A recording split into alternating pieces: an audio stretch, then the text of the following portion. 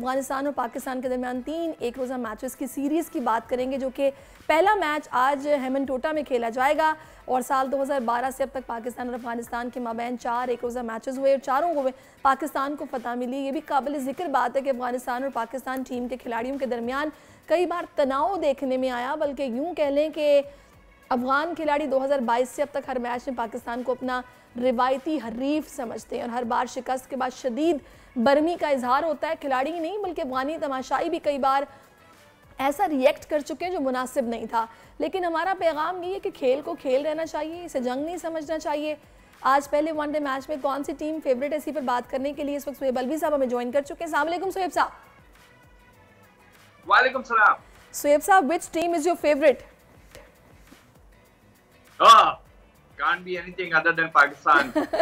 देखें, अपना मुल्क है, हमारी टीम के अप्स एंड डाउन्स भी होते हैं, जो भी होते हैं। और खास तौर पे अफगानिस्तान, आपने बिल्कुल सही कहा कि वो जो एक भारत और पाकिस्तान का एक टकराव होता था, वो अब कुछ पाकिस्तान और अफगानिस्तान में भी तब्दील होता आ रहा है। बिकॉज जिस तरह से मैचेस हुए पिछली दफा, आपने खुद 2022 के वर्ल्ड कप का जिक्र किया, एशिया कप का, जहां पे पाकिस्तान ने आखिरी ओवर में नसीम शाह के 2 छक्कों की वजह से मैच जीता था। उससे पहले जो आसिफ अली के साथ तिश्नगी हुई थी।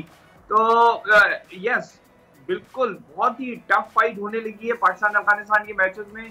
ये प्लेयर्स आपस में खेलते भी हैं लीग्स में, लेकिन जब अपने अपने कंट्री के कलर्स में आते हैं तो बहुत जज्बा, बहुत जुनून हो गया। तो सुहेब साहब, गो के हमारा अगर हिस्ट्री देखी जाए तो ट्रैक रिकॉर्ड अच्छा है इनके साथ, तो अभी इस टीम को हमें हल्का समझना चाहिए या फिर नहीं? बिल्कुल नहीं। ये देखें, ये बांग्लादेश को 2-1 हरा के आए उनके होम ग्राउंड पे। और दूसरी बात ये है कि देखें, अफगानिस्तान ने पाकिस्तान को हमेशा टफ टाइम दिया है। 2019 का वर्ल्ड कप जो 50 ओवर का था, उसमें ये वहाब रियाज ने और इमाद वसीम और इन लोगों ने आपको मैच जितवाया था एंड में बैटिंग करके, वरना तो आप बिल्कुल हारने के नौबत तक पहुंच गए थे। और 2020 में अभी जैसे मैंने आपको बताया कि एशिया कप का जो पिछला हुआ था राउंड यूएई में, वहां पे आप हार रहे थे और आखिरी विकेट में नसीम शाह ने 2 छक्के मार के आपको जितवाया था। तो पाकिस्तान बहुत लकी रहा है कि इनके पास अभी तक 4-0 का track record ODI 50 over. Otherwise इस वक्त आराम से अफगानिस्तान 1 या 2 मैच जीत सकता था। और ये जो टीम है, ये कमजोर टीम इसको ना समझे, बहुत बहुत स्ट्रॉन्ग टीम है और अफगानिस्तान हमेशा फाइट करके जीतती है। बिल्कुल, आपने ठीक कहा। अच्छा, इसमें आपको क्या लग रहा है, अगर हम देखें तो बैटर्स और बॉलर्स के एतबार से अफगान टीम की पोजीशन क्या है आपके ख्याल में? देखिए, अफगानिस्तान की टीम की जो बल्लेबाजी है ना, वो जरा सी डाउट में आ जाती है जब आप अच्छी क्वालिटी स्पिन उनको गेंदबाजी करते हैं। और पाकिस्तान की बात, क्योंकि शादाब अभी इंग्लैंड में वो 100 खेल के आए हैं, उससे पहले उन्होंने 1-2 ऑल लीग्स खेली हैं, वो फॉर्म में है। नवाज का देखना पड़ेगा कि नवाज खेलते हैं या पाकिस्तान दूसरा स्पिनर उसामा मीर को खिलाता है। तो आई हैव अ फीलिंग, जब आप शाहीन शाह अफरीदी, हारिस रऊफ, नसीम शाह को देखें, ऑल्दो मैं इतना जरूर कहूंगा कि नसीम शाह को मेरे ख्याल में रेस्ट देना चाहिए। ऑल्दो 12 खिलाड़ियों में उनका नाम आया है, but we need him for Asia cup and world cup. So I think ये 3 मैचेस में उनको खिला के जरा सी रिस्क ले रहे हैं। Unless Pakistan goes with 3 spinners today, Usama को भी खिलाएं, नवाज को भी खिलाएं, शादाब तो खेलेगा ही, और शहनशाह अफरीदी और हारिस रऊफ से आप गेंदबाजी कराएं। फिर आपके ऑफ स्पिनर्स हैं इफ्तिखार और आगा। सो आई थिंक पाकिस्तान टीम की बॉलिंग जो है अफगानिस्तान की बल्लेबाजों से बेहतर। सही। अच्छा, एक और अहम खबर भी है, मैं चाहूंगी उस पर भी आप थोड़ा सा एनालिसिस हमें दें। भारत ने भी अपने स्क्वाड का ऐलान कर दिया, बुमराह और राहुल की वापसी हुई है, किस तरह देख रहे हैं आप इस वापसी को? देखिए, राहुल कभी सक्सेसफुल नहीं रहे ज्यादा, ये रेपुटेशन के ऊपर ज्यादा आ जाते हैं टीम में, या फिर वहाँ पे कोटा सिस्टम होता है, बिकॉज वहाँ पे north east, west, south, central zone, ये 5 के अपने अपने सेलेक्टर्स पुश करते हैं और वो कोशिश करते हैं कि टीम पूरी इंडिया को रिप्रेजेंट करे। अदरवाइज आई थिंक जो दूसरे बल्लेबाज चैलेंज कर रहे थे राहुल को, they had a better chance. Rahul ने अभी लेटली कोई ऐसा खास परफॉर्मेंस भी नहीं किया, फिटनेस की भी प्रॉब्लम्स रही हैं, लेकिन बहरहाल India know what they are doing. Normally उनके सेलेक्टर्स जो हैं वो अपनी जो सेकंड स्ट्रिंग साइड है उससे भी टफ टाइम देते हैं। ऑल्दो वेस्ट इंडीज ने उनको हरा दिया उनकी सेकंड स्ट्रिंग साइड को, लेकिन आई हैव अ फीलिंग कि India have chosen a good team. सही। अच्छा सुहेब साहब, कुछ स्केड्यूल में भी तब्दीली की बातें भारत की तरफ से हो रही थी, कुछ कंफ्यूजन है, क्या वजह है कि इस तरह की खबरें सामने आई कि भाई सोच रहे हैं कि शेड्यूल फिर से चेंज किया जाए? पूरा मजाक बन गया है, मजाक उड़ रहा है इस वक्त पूरी बीसीसीआई का, इंडिया का। मेरे ख्याल में होता ये है कि वहाँ जो जय शाह हैं वो काफी डिक्टेटोरियल उनका एक रुझान रहा है। उन्होंने आई थिंक ज्यादा डिस्कस नहीं किया। अब जैसे जब आपने शेड्यूल चेंज किया और पाकिस्तान का मैच जब आप 15 से 14 को लाए तो उनका जो पिछला अगला मैच था वो उससे पहले वाला जो मैच था उसको भी एक रोज पहले आना पड़ा। तो 8 और 9 दोनों दिन मैचेस हो गए, या 9 और 10 को, ये इन्होंने रियलाइज ही नहीं किया। और जब हैदराबाद क्रिकेट एसोसिएशन को उन्होंने बताया तो उन्होंने जवाब दिया कि जी आप 2 दिन में 2 मैचेस करवा रहे हैं। तो इससे ये लगता है कि कंसल्ट नहीं करते हैं बीसीसीआई और अपने स्टेट एसोसिएशन से, और यहीं पे उनको आई थिंक शर्मिंदगी उठाना पड़ रही है। सोहेब साहब, हमने इससे पहले जो हमारा बॉलिंग है उस पर तो स्क्वाड पर बात की है, लेकिन बैटिंग स्क्वाड पे मैं चाहूंगी थोड़ी सी बात करें। नए लड़के भी अब खेल रहे हैं, आपकी एक्सपेक्टेशंस किससे हैं? सलमान अली आगा भी हैं, सऊद शकील भी हैं, तैयब भी हैं, तो आपके ख्याल में लाइन जो ऑर्डर है वो क्या होना चाहिए और एक्सपेक्टेशंस क्या आपकी? देखिए, जब पाकिस्तान ने 12 खिलाड़ियों का अनाउंस किया है उसमें बेसिकली सिर्फ चॉइस बॉलर्स के बीच में रह गई है। दैट मींस के बैट्समैन की जगह पक्की है, जिसमें आई थिंक आपका इमाम और फखर ओपन करेंगे, फिर आपके बाबर हैं, रिजवान नंबर 4 पे आ रहे हैं, एंड देन आपके 2 ऑलराउंडर्स आते हैं, इफ्तिखार अहमद और सलमान अली आगा। मैं इफ्तिखार अहमद को जरा सा इसलिए ऑलराउंडर कहूंगा कि वो 2-3 ओवर करा ही लेते हैं अपने ऑफ स्पिन के। तो आई थिंक पाकिस्तान के पहले 4 के ऊपर बहुत डिपेंडेंसी होगी, बिकॉज ऑल्दो आगा सलमान ने लाजवाब इनिंग्स खेली हैं श्रीलंका में। वो जो 2 टेस्ट मैचेस में हैं उसमें उन्होंने अपने आप को बिल्कुल इस रूप में ढाला है जो कि एक ओडीआई इनिंग्स होती है। तेज भी खेला और सिंगल्स भी किए, स्ट्राइक भी रोटेट की। इफ्तिखार अहमद को देखना पड़ेगा, मोरलेस T20 के लिए ज्यादा मशहूर हैं, छक्कों में ज्यादा शौक रखते हैं, लेकिन जब आप 50 ओवर का मैच आता है तो फिर उसमें आपको एक लंबी इनिंग्स खेलने की जरूरत है।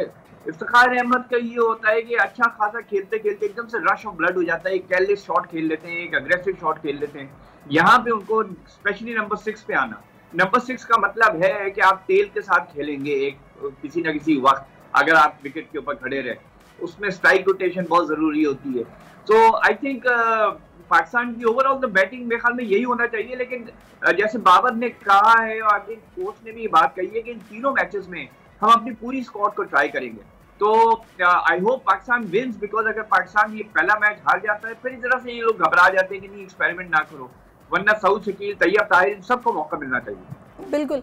अच्छा सोहेब साहब, सरफराज का नाम स्क्वाड में कहीं नजर नहीं आ रहा, तो फिर हम ना ही समझें?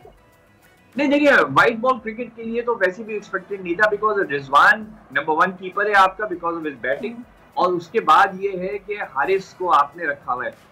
मेरा ये ख्याल है कि रिजवान सरफराज को इन्होंने टेस्ट मैचेस के लिए ज्यादा रखा है, बिकॉज सिंगल्स डबल्स के लिए बॉडी मास्टर है, वो लंबे शॉट्स के लिए ज्यादा नहीं जाते, लंबी इनिंग्स खेल सकते हैं, और रिजवान को भी जरा सा रेस्ट मिलता है 5 डे टेस्ट मैचेस से। तो मेरे ख्याल में सरफराज का जो फ्यूचर था पिछले 1 साल से जब से वो न्यूजीलैंड के खिलाफ वापस आए थे खेलने, वो था ही टेस्ट मैचेस में। व्हाइट बॉल क्रिकेट में आई डोंट थिंक वो कंसीडर किए जा रहे थे। सही। अच्छा सोहेब साहब, पिछले 2 महीने से हम लोग श्रीलंका में खेल रहे हैं और अभी लंकन लीग भी आपने देखा, बाबर आजम 2 महीने से श्रीलंका में मौजूद हैं, तो इन्हीं कंडीशंस में खेलना हमारे लिए कितना हेल्पफुल होगा आगे आने वाले इवेंट्स के लिए? अरे बहुत हेल्पफुल, ये तो गॉड सेंड है आपके लिए कि आप वहां पे खेल रहे हैं जहाँ पे एशिया कप होने जा रहा है, और यही वही पिचेस वही कंडीशंस हैं जब आप इंडिया में खेलेंगे, क्योंकि वहां पे भी I think if I recall आपका चेन्नई में शायद मैच है या कलकत्ता में मैच है, तो वो that is just north of Sri Lanka, और वही क्लाइमेटिक कंडीशंस होती हैं। तो मेरे ख्याल में जो आपको श्रीलंका का सीरीज मिली है 2 टेस्ट मैचेस की, फिर अब ये 3 अफगानिस्तान के ओडीआईज आप खेल रहे हैं, फिर आप एशिया कप के ज्यादातर मैचेस श्रीलंका में खेलेंगे, तो उन पिचेस पे, उन क्लाइमेटिक कंडीशंस पे आप इतने आदी हो जाएंगे। यहाँ पर हमारे प्रोड्यूसर साहब का एक सवाल आया आपके लिए सोहेब साहब, वो ये कह रहे हैं कि स्पिनर्स के हवाले से बताएगा कि स्पिन के अगर पॉइंट ऑफ व्यू से देखा जाए तो इंडिया की कंडीशंस कुछ मुख्तलिफ हैं, तो कौन सा ऐसा स्पिनर है जो हमारे लिए की रोल प्ले करेगा? इंडियन पिचेस के ऊपर तो स्पिन बहुत फ्रेंडली है, बिकॉज एशविन वहीं तो विकेट लेता है ज्यादातर, और जडेजा वहां पे विकेट लेता है। तो आई थिंक आपकी जो श्रीलंका में जो पिचेस हैं वो और भारत की जो पिचेस होंगी वर्ल्ड कप मैचेस में, वो ज्यादा उसमें मुश्किलात नहीं होंगी। ठीक है, ओडीआई क्रिकेट में ज्यादातर बैटिंग फ्रेंडली पिचेस बनाई जाती हैं, बिकॉज 300 सवा 300 रन बने तो क्राउड भी खुश होता है, आपका टीवी ऑडियंस भी होती है।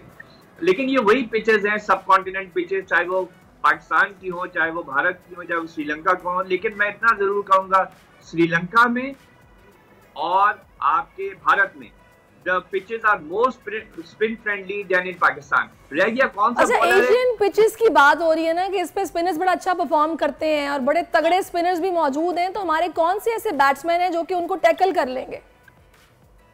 देखिए, आई थिंक आपका जो पहले तो मैं वीक पॉइंट कहूंगा बाबर आजम, बिकॉज वो लेफ्ट आर्म स्पिन के ऊपर बहुत आउट होते हैं। ऑल्दो जो उन्होंने 100 बनाए थे लंका प्रीमियर लीग में, वहां पे उन्होंने स्पिनर को बड़ा अच्छा खेला था। ये तो आपका जरा सा वीक पॉइंट है। Rizwan is very good against spin because he likes to tap the ball and run. Imamul Haq की एक अच्छी कंसंट्रेशन है। आगा सलमान आई थिंक आपके बेस्ट बैट्समैन रहेंगे अगर आप उनको हर मैच में खिलाते हैं। I think he is the best player of spin at the moment in the Pakistan side. अच्छा, अभी जैसा कि अब हम सोहेब साहब बात कर रहे थे ना इंडिया की, कि उनके लिए बड़ा एम्बैरेसिंग है और बीसीसीआई की जो घसाई हो रही है और ये जो कन्फ्यूजन है, रीस्केड्यूलिंग की बात हो रही है, उस पर नजम सेठी साहब का एक ट्वीट भी आया था। उन्होंने कहा था कि जी मैंने तो मशवरा दिया था इन्हें कि सिक्योरिटी कंसर्न्स होंगे तो आप बाहर ही कहीं शिफ्ट करा दें मैचेस को। शायद यही वजह है कि वो दोबारा से सोच रहे हैं इस हवाले से। देखिए, बहुत टाइमली उन्होंने ट्वीट किया, वो जख्म के ऊपर नमक छिड़क रहे हैं और खूब हंस रहे होंगे इस वक्त, जो उनका टिपिकल अंदाज है नजम सेठी साहब का हंसने का। और वो बेसिकली चोट पे चोट मारे जा रहे हैं, भारत को एम्बैरेस कर रहे हैं, क्योंकि वो बेसिकली तंज कर रहे हैं उनके ऊपर कि तुमसे कहा था कि अकेला वर्ल्ड कप ना करो, तुमसे नहीं संभलेगा। और इस बहाने पाकिस्तान भी अपने होम ग्राउंड पे खेल लेता, लेकिन वो बेसिकली चोट मारने के लिए कर रहे हैं, वो तंज कर रहे हैं। जाहिर बात है। डू यू थिंक सोहेब साहब के सिक्योरिटी कंसर्न्स होंगे या फिर ये क्रिकेट आपको पता है? आई डोंट थिंक, देखिए आई डोंट थिंक कोई ऐसा सिक्योरिटी कंसर्न होगा। I will be very honest with you, क्योंकि इंडिया, बीसीसीआई, इंडियन गवर्नमेंट सबको पता है कि सारी दुनिया की नजरें इस वक्त भारत के ऊपर हैं। जो जुल्म ढा रहे हैं वहाँ पे मुसलमानों में और जो माइनॉरिटीज में, वो देखें गांव देहात छोटे शहरों में वो करते हैं और मीडिया कंट्रोल नहीं करता। मीडिया कंट्रोल्ड है लेकिन बाहर का मीडिया को भी साइलेंस कर देते हैं। लेकिन जब आप क्रिकेट मैच हो रहा होता है वहां पे अगर कोई भी सिक्योरिटी कंसर्न होता है, सारी दुनिया में जाता है, सारे कैमरा जाते हैं, दुनिया के रिपोर्टर्स वहां मौजूद होते हैं जो कि उनके माइनॉरिटी के विलेजेस में नहीं होते हैं। तो इसलिए I think India will make very, ये भी तो मुमकिन है ना सोहेब साहब की मार्केटिंग टेक्टिक हो, इस मैच को हाइप दी जा रही हो, करोड़ों के इस पर एड्स लगते हैं, आपको पता है सट्टा भी चल रहा होता है। यही तो मैं आपको बताना चाह रहा हूँ, वो मैच को डिस्टर्ब नहीं होने देंगे बिकॉज बहुत बड़ा लॉस है एडवर्टाइजर को, उनके स्टेडियम के ऑडियंसेस को। वो हर तरीके से सिक्योर करेंगे, हर तरीके से कोशिश करेंगे कि मैच ना डिस्टर्ब हो, शेड्यूल ना डिस्टर्ब हो, बिकॉज वो फिर सारी दुनिया में जलील हो जाएंगे। बिल्कुल। अच्छा, वैसे हमारे, क्योंकि हम लोग तो डेली प्रेडिक्शन भी लेते हैं ना, तो कुछ जो प्रेडिक्टर्स हैं वो ये भी कह रहे हैं कि इस वक्त इस दफ़ा वर्ल्ड कप हमारा है। तो आपको क्या लग रहा है, आपकी एक्सपेक्टेशंस कुछ है इस तरह की, करीब है या फिर हो सकता है मुमकिनात में से है? पाकिस्तान की team is one of the strongest. 2019 के वर्ल्ड कप के बाद ये जो पिछले 4 साल गुजरे हैं, highest win percentage Pakistan team की है। So basically Pakistan team is very strong. हाँ, उन्होंने कुछ ज्यादा स्ट्रॉन्ग कंटेंडर्स से नहीं खेला है ओडीआई, मगर ये है कि ज्यादातर उन्होंने जो मैच जीते हैं वो कमजोर टीमों से जीते हैं, अपने होम ग्राउंड पे जीते हैं। लेकिन फिर भी जो पाकिस्तान साइड का कॉम्बिनेशन है वो आइडियल है। जैसे भी मैंने आपको गिनवाया, यही जो 12 प्लेयर, इनमें से जो 11 खेलेंगे, आप ये देखें आपके पास 2 से 3 स्पिनर हैं, 3 आपके प्राइम फास्ट बॉलर्स हैं, फिर आपके पास 2 इतने अच्छे ऑलराउंडर हैं, फिर आपके पास 4 स्पेशलिस्ट बैट्समैन हैं, विकेट कीपर बैट्समैन है रिजवान का। So I think Pakistan is best position to win this world cup इंशाल्लाह। Thank you so much Sohaib साहब। आप लोग इस मुल्क पाकिस्तान में आजाद हैं। सहाफती उसूलों पर कारबंद बोल न्यूज ने रखी रिवायत बरकरार। बोल न्यूज की जानिब से देखने वालों को यौम आजादी की बेहद मुबारकबाद। मुल्क भर से जश्न आजादी की तकरीबात बोल ने दिखाई अपनी स्क्रीन पर। पाकिस्तान के 76वें यौम आजादी का जश्न बोल ने सुनाई पाकिस्तान जिंदाबाद के नारों की गूंज। बोल की सबसे बड़ी ट्रांसमिशन में पाकिस्तान का नाम रोशन करने वालों ने दिए कौम को पैगामात। बेपनाह मुश्किलात का सामना करके इस मुल्क को हासिल किया। आज़ाद कौमों को बहुत सी कुर्बानियाँ देनी पड़ती हैं। 76 वालियों में आज़ादी का दिन जोश खरोश के साथ मना रहे हैं। क्योंकि जिंदाबाद पाकिस्तान, ये है बोल की पहचान। सब्सक्राइब करें और बेल दबाएं ताकि कोई खबर रह न जाए।